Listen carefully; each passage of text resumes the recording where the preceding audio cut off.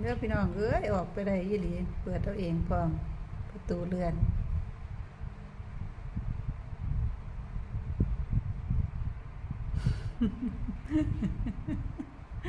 สิว่าจังได้เก่งคักเก่งแน่แมวก็กระไดพี่น้องเอ้ยประตูกระจกก็เปิดเอาเองได้บ่แม่นธรรมดาเลยค่ะ